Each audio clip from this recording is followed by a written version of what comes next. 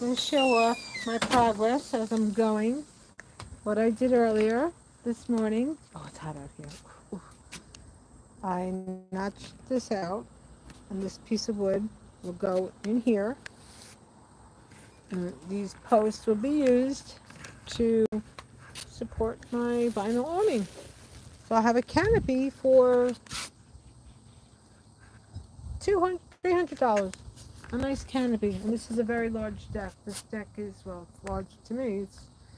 It's big. It's a big deck. You see, it's big. I don't have the numbers. I think it's 12. All right, 12 feet, because this room here is 12 feet across. So it's 12 by, I think, 16. It was 12 by 10. We extended it. My husband and I and his son and my nephew. Anyway, I'll show what I'm doing. See? I gotta get the knife. I gotta get the saw. Hold on, I gotta get the saw. The saw. Don't go nowhere. I'll be right back. I gotta get the saw. Oh my goodness, this heat is like really something.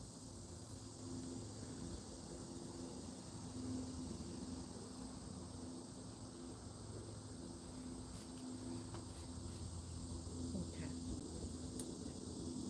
No, it's not gonna work. It's not gonna work because the blade is too thick. I need to get my sawzall. I have a sawzall. I gotta go find my sawzall. Hello. Okay. I came out not prepared. What's wrong with me?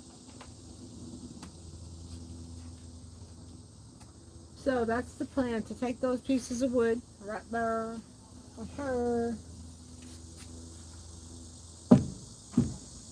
stick them flush against her, right here. And after they're flush right here, well, before they're flush right there, I'm gonna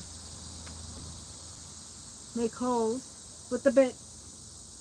I put little mini carabiners there. Red paint. Why? Okay, let me look for I keep saying my Dremel. It is my Dremel. It's a Dremel that has an attachment piece that I can notch out this with. I have the big saw, but that blade is not going to work for what I need it to do, because I need to make it dip. A dip. Oh God. Oh. Oh.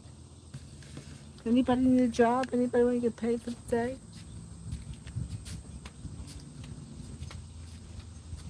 I'll pay you union scale. Could even have a full hour for lunch.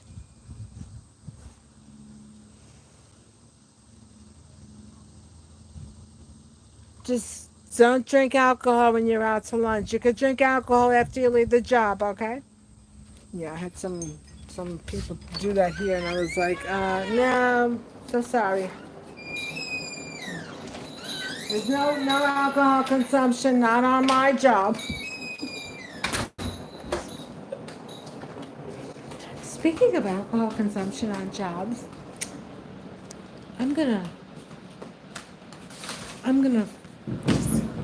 speak about, well, so much for that project. It's not gonna work right now because I can't find my Dremel. I have the Dremel. I gotta find the bit. No, I have the Dremel. I have the bit. I have the Allen key to take it apart because I got to change that. That's just, it's like enough now. What else am I going to do? Between cooking and laundry, it's not easy being me. But anyway, speaking about drinking on the job, well, as you all know, I'm a former civil servant. Yes, my illustrious career started back in, it was 1985. I was 25 years old. Okay, anyway, speaking about drinking on the job. Years ago, now that they're going to probably ban this, but hold on one second because I got my other equipment going. Hold on.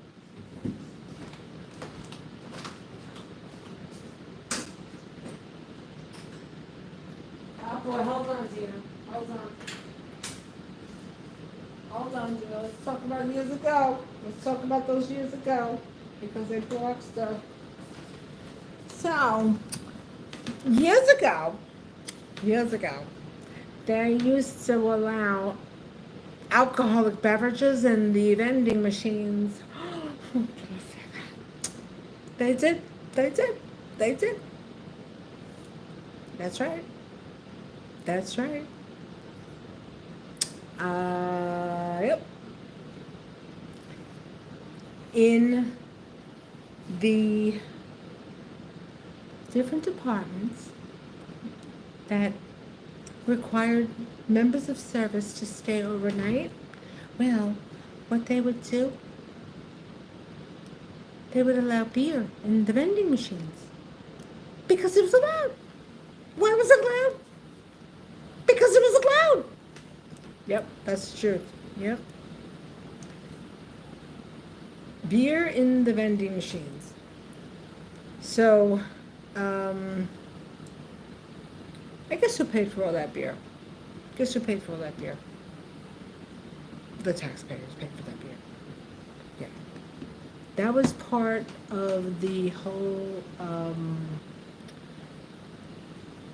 that was part of the curriculum in certain departments that had members stay overnight because they were there to protect and serve. And while protecting and serving, they were extinguishing fires. Yeah. Years ago,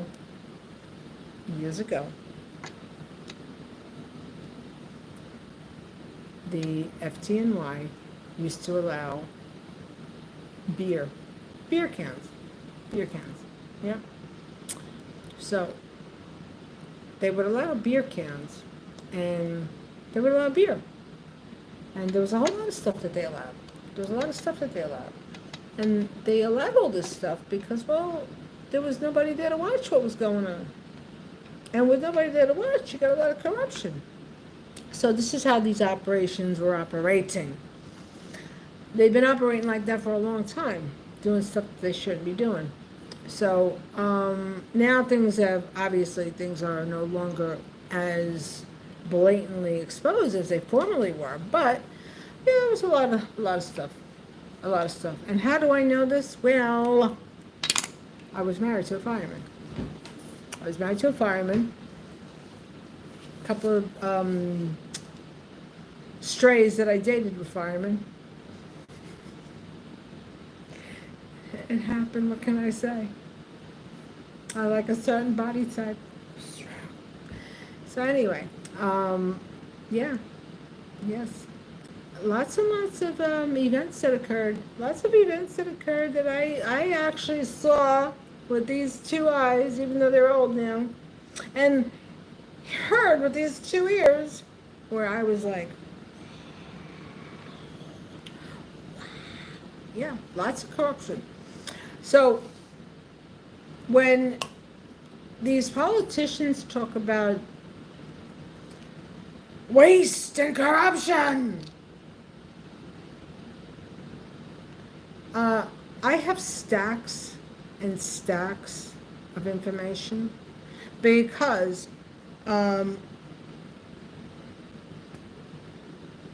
what I experienced as a kid, the stuff that I saw growing up with the police getting the brown paper bag that went under their arm, either their lefty or their righty, collecting money from different spots, gambling spots that were owned by certain rectories, synagogues. Yeah,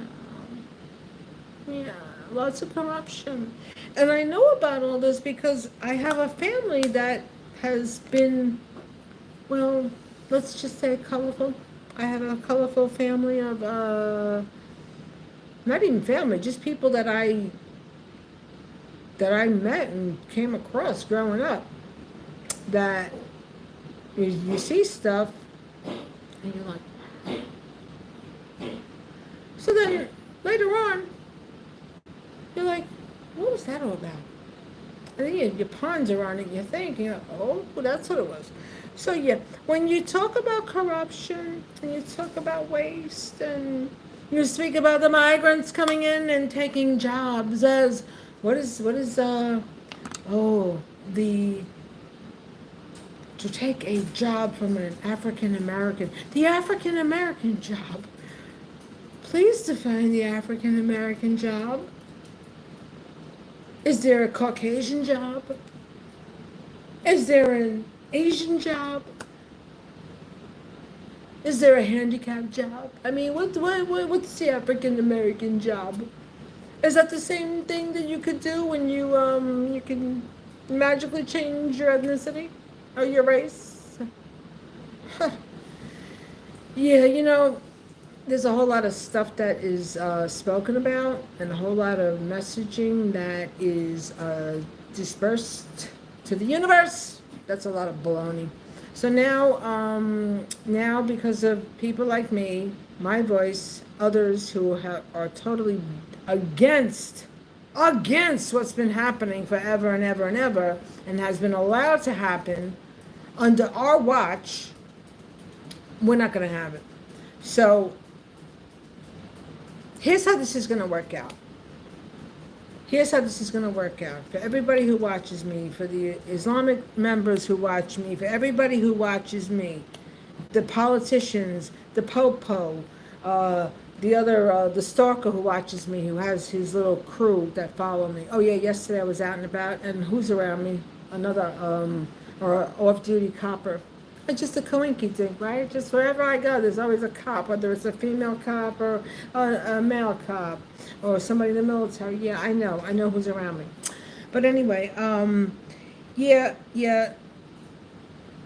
the waste that happens, yeah, it's not gonna happen no more. But getting back to like what I was saying with the plan, if there is not an action to cease and desist ASAP, you're going to get a no confidence vote.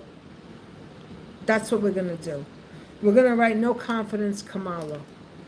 And whoever wants to vote for Trump, well, that's on you. So end this war, make it happen like Donkey Kong, and make things happen that are going to be beneficial for the country. And that's what I gotta say. So anyway, I'm gonna have to show off my project as I progress here. Not the soup, progresso, and not the soup. Right, Dina? Come in. She's my little companion, and she's so sweet and so cute. She's got glaucoma like her mother. God, we got bad eyes. But I gotta drive, Tina, but I can still wear my glasses. Oh, she's so cute. She's a rescue. That's what I do. I rescue animals. I rescue men. But no more. There's no more rescuing. No more rescue. The rescue ladies, my assignment has commenced. That was it. Once the papa went to heaven, that was it. There's no more rescues, right? That's the truth. Anyway, peace and blessings. Stop what's happening. It's going to be no confidence Kamala. So make that happen. Peace.